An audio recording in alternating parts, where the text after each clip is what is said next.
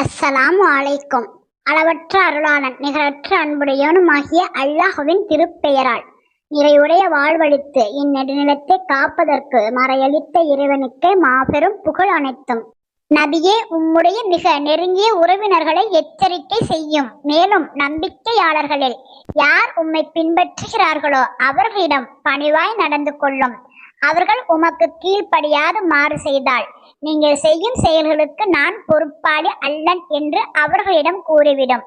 மேலும் வல்லமை மிக்கவனும் பெரும் கிருபையாளனுமாகிய இறைவன் ஒருவனையே முழுமையாக சார்ந்திரும். அவன் எத்தகையவன் என்றால், நீர் எழும்போது உம்மை பார்க்கின்றான். மேலும் சிரம்படைந்து வணங்குவோர்களிடையே அசைவையும் பார்க்கின்றான். சின்னமாக அவன் யாவற்றையும் செவியுறுபவனாகவும் நன்கறிபவனாகவும் இருக்கின்றான். நபித்துவம் கிடைத்து 3 ஆண்டுகள் கடந்துவிட்ட நிலையில் அண்ணன் நபிநாயகம் ஸல்லல்லாஹு அலைஹி வஸல்லம் அவர்கள் தனிப்பட்ட முறையில் அழைப்பு விடுத்து வந்தார்கள். அதை இப்போது வெளிப்படையாக விடுக்க ஆணை வந்தது. யாருக்கும் தாங்கள் அஞ்ச வேண்டாம். இனி வெளிப்படையாக அழைப்பு பணி புரியுங்கள். அச்சமின்றி இறைவனுடைய தூதை எடுத்து கூறுங்கள். பணியை முதலில் உங்கள் உறவினர்களிடமிருந்து தொடங்குங்கள். உங்கள் தூதை உறவினர்களில் சிலர் ஏற்றுக்கொள்ளாவிட்டால் அதை நீங்கள் பொருட்படுத்த வேண்டியதில்லை என இறைவன் ஆணையிட்டான். அண்ணன் நபி நாயகம் ஸல்லல்லாஹு அலைஹி வஸல்லம் அவர்கள் இறை ஆணையை நிறைவேற்ற ஆயத்தமானார்கள்.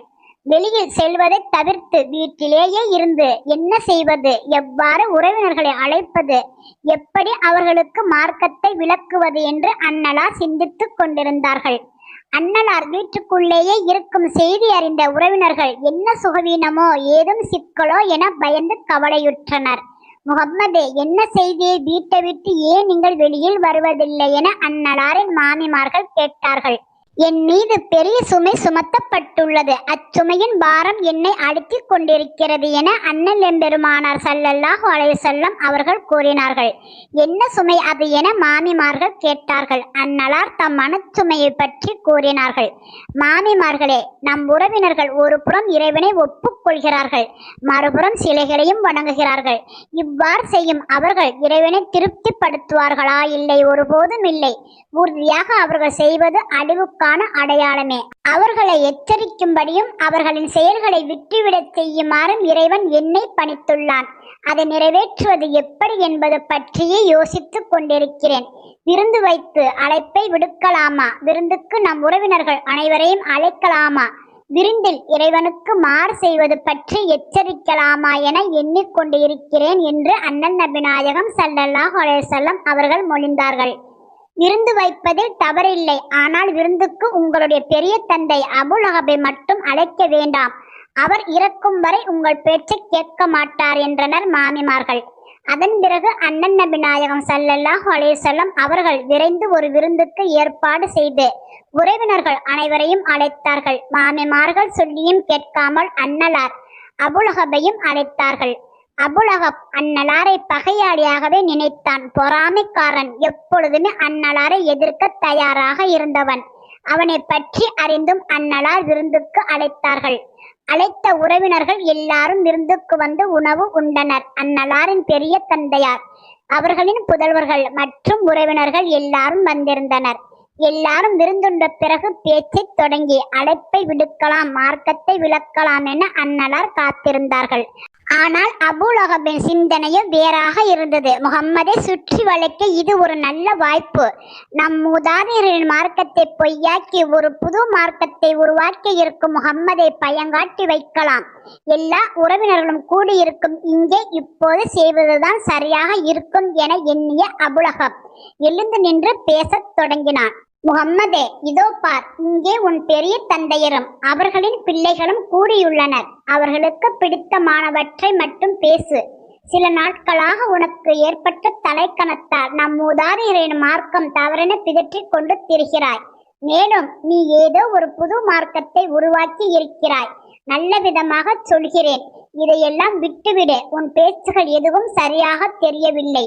நீ உனது சகோதரர்களுக்கு பெரிய தொல்லையை உண்டாக்கி உள்ளாய். உன்னை கடவுள்தான் காப்பாற்ற வேண்டும். கவனத்தில் வை. அரபிகள் அனைவரும் திரண்டு வந்தால் உனது சமுதாயம் அதை எதிர்கொள்ள முடியாது.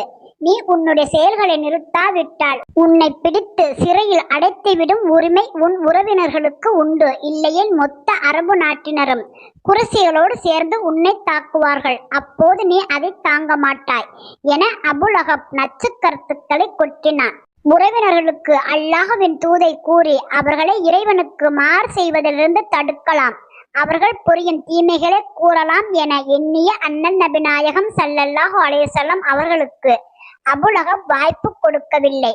அவன் உறவினர்களிடையே நயவஞ்சகமாக பேசினான். அருமை சொந்தங்களே, முகம்மதை நீங்கள் இப்பொழுது தடுத்து நிறுத்துங்கள். மற்றவர்கள் வந்து அவரை தடுக்கும் வரை நீங்கள் ஏன் காத்திருக்க வேண்டும்? இல்லையே நீங்கள் பெரிய சிக்கலில் மாட்டிக்கொள்வீர்கள். வெளியில் இருப்பவர்கள் வந்து முகம்மதோடு மோதினால் நீங்கள் பெரும் இழிவுக்கு ஆளாவீர்கள். நீண்ட கால அவப்பெயர் ஏற்படும். அவருக்கு நீங்கள் துணை நிற்பீர்களாயின் நீங்கள் கொல்லப்படுவீர்கள். அப்போது அங்கிருந்த அன்னலாரின் மாமி சபியா எழுந்து, என் அருமை சகோதரனே, உனக்கும் பார்வை மழுங்கி விட்டதா? தம்பி மகனையே எதிர்க்கிறாயே, உனக்கு வெட்கம் இல்லையா? இறைவனின் மேல் ஆணை, வெகு காலமாக முத்தலிபுடைய சந்ததியில் ஒரு நபி தோன்றுவார் என அறிஞர்கள் சொல்லி வந்திருக்கிறார்கள். அந்த நபிதான் முகம்மது என்பதை தெரிந்து கொள்வாயாக என பொறுமை இழந்து சொன்னார். இதை கேட்ட அபுலஹப் ஒரு நீண்ட சிரிப்பு சிரித்துவிட்டு கூறினான், உனக்கென்ன, வளையல் அணிந்து கொண்டு வீட்டுக்குள் இருப்பாய். குறைசிகள் நமக்கு விரோதிகளாகி அரபு நாட்டில் உள்ள மற்ற சமுதாயங்களோடு சேர்ந்து கொண்டு நம்மை தாக்கினால் என்னவாகும் என யோசித்து பார்த்தாயா? எறும்புகளை நசுக்குவதை போல் அவர்கள் நம்மை நசுக்கி விடுவார்கள். இதை கேட்ட அபு தாலிபுக்கு கோபம் அதிகமானது. சகோதரனே, கோலை போல் பேசாதே. எங்கள் உடலில் உயிர் இருக்கும் வரை முகம்மதுக்கே உதவி செய்வோம் என அவர் உறுதியோடு கூறினார். அபு தாலிப் பேச்சை கேட்ட அபுலஹப், சகோதரர்களே, இனி இங்கே நாம் இருப்பது சரியென்று எல்லாரும் நடைய கட்டுங்கள் என கூற கூட்டம் கலைந்தது. அன்னலார் திட்டமிட்டபடி அழைப்பை விடுக்க முடியவில்லை. சொல்ல எண்ணிய கருத்துக்கள் உள்ளத்திலேயே சுழன்று கொண்டிருந்தன. அதன் பிறகு அண்ணன் நபி நாயகம் ஸல்லல்லாஹு அலைஹி வஸல்லம் அவர்கள் வேறு ஒரு விருந்துக்கு ஏற்பாடு செய்தார்கள்.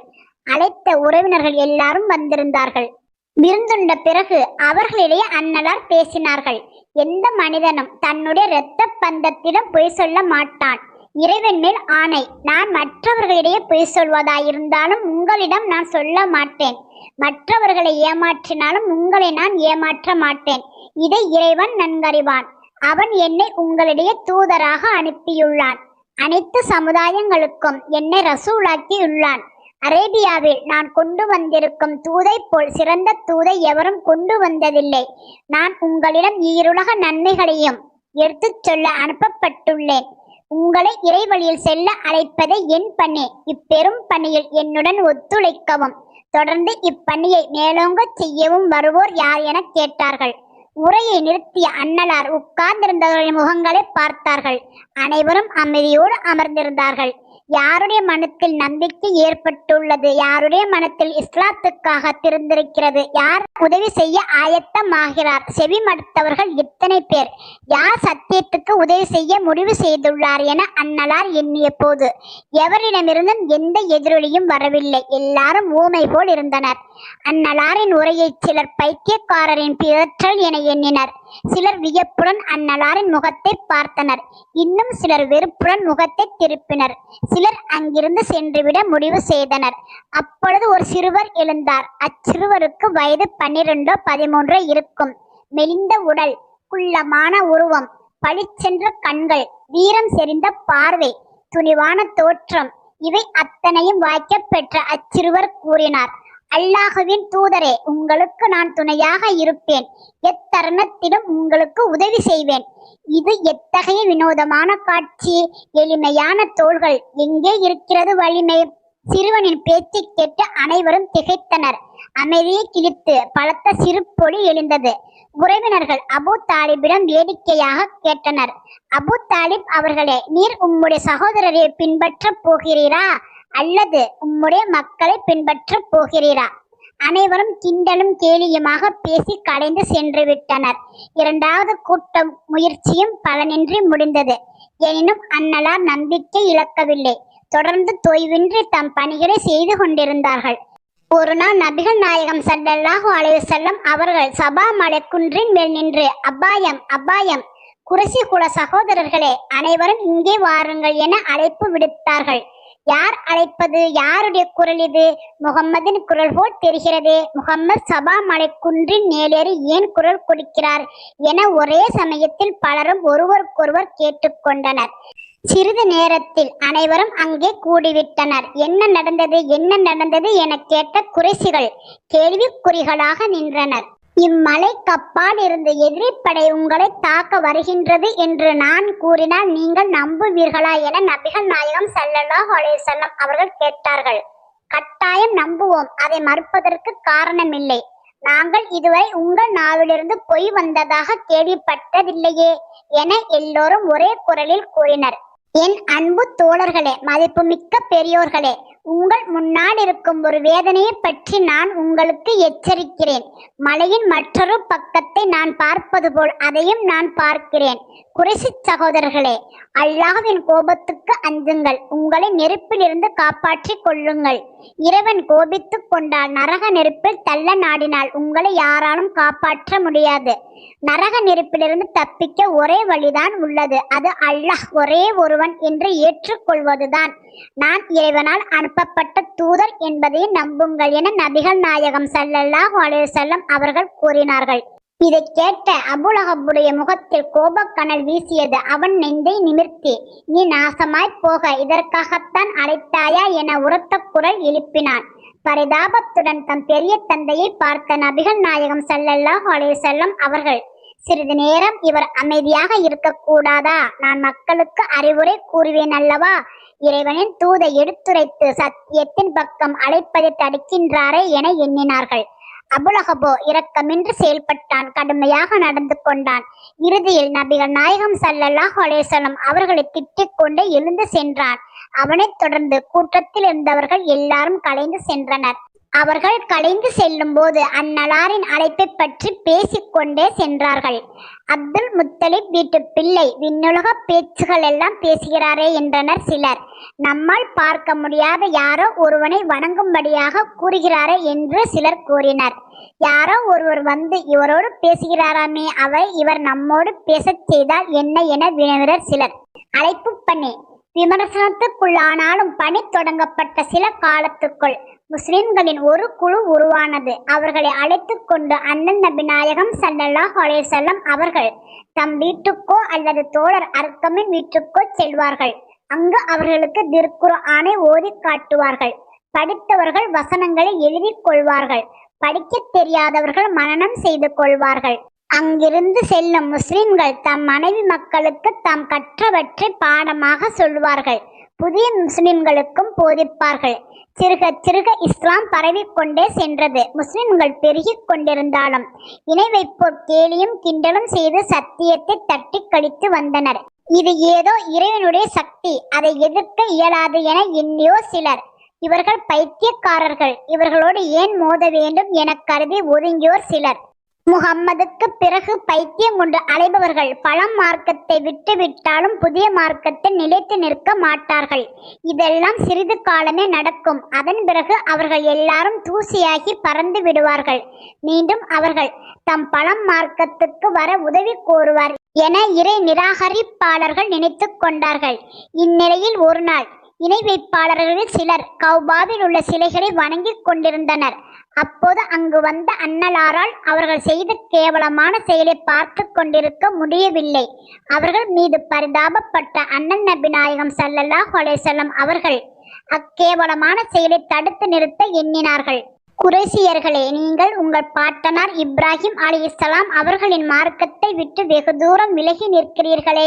கேவலமான இந்த சிலைகளை வணங்குகிறீர்களே. அவற்றை அல்லாஹ்வுக்கு இணையாக கருதுகிறீர்களே. அல்லாஹ் உங்கள் மீது எவ்வளவு கோபப்படுவான் என்பதை பற்றி ஏன் நீங்கள் சிந்திக்கவில்லை என அண்ணன் நபி நாயகம் ஸல்லல்லாஹு அலைஹி வஸல்லம் அவர்கள் கூறியது இறை நிராகரிப்பாளர்களுக்கு கசப்பாக இருந்தது. அந்நலார் மொழிந்ததை கேட்ட குறைசிகள், நாங்கள் சிலைகளையா வணங்குகிறோம்? உண்மையில் எங்களுக்கு அல்லாஹ்விடத்தில் அன்பு, அவனை நெருங்க வேண்டும் என்ற ஆசையில்தான் சிலை வணக்கம் செய்கின்றோம். அவை எங்களுக்கு துணையாக உள்ளன என்றார்கள். இதை கேட்ட அன்னலார், நீங்கள் அல்லாஹுவை விரும்பினால் நான் சொல்வதை கேளுங்கள், அல்லாஹ்வும் உங்களை விரும்புவான் என்றார். இதை கேட்டதும் கோபப்பட்ட அவர்கள், அன்னலாரை ஏசத் தொடங்கினார்கள். அவர்களில் சிலர் அன்னலாரோடு சண்டையிடவும் ஆயத்தமானார்கள். அவர்களிடையே வாக்குவாதம் நடந்தது. இவருடைய பேச்சை கேட்டு கேட்டு நெஞ்சம் வெந்து போய் இருக்கிறது. எதுவரைதான் நாம் இதை பொறுத்து கொண்டிருப்பது? எதுவரைதான் நாம் சும்மா இருப்பது? நாம் பொறுத்து கொண்டிருப்பதைக் கண்டு இவர் அதிக துணிவு பெற்று விட்டார். கடைசியில் நம் அறிவையே குறை சொல்லத் தொடங்கிவிட்டார். நம்மை மட்டுமா குறை சொல்கிறார்? நம் மூதாதையர்களையே வழி கெட்டவர் என்று கூறுகிறார். மேலும் நமது தேவதைகளையும் மதிப்பதில்லை. இவற்றையெல்லாம் நாம் இனிமேலும் பார்த்து கொண்டு கைகட்டி இருக்க முடியாது என அவர்கள் தங்களுக்குள் பேசிக் கொண்டனர். பின் அவர்கள் கௌபாவை விட்டு வெளியேறினர். அவர்களின் கண்கள் சிவந்து காணப்பட்டன. நெஞ்சங்கள் குமுறிக் கொண்டிருந்தன. அவர்கள் சென்ற இடமெல்லாம் அன்னலாரின் பெயர்தான் அடிபட்டது. அவர்களில் சிலர் அன்னலாரை தாக்க திட்டமிட்டனர். சிலர் பயமுறுத்தி பார்க்கலாமென எண்ணிக்கொண்டிருந்தனர். இன்ஷா அல்லாஹ் இதன் தொடர்ச்சி வரும் நாட்களில் கேட்கலாம். இறைவனுக்கு அஞ்சுவோம். இறைவனின் கட்டளைக்கு கீழ்ப்படிவோம். தபாரக் அல்லாஹ். அல்ஹம்துலில்லாஹ்.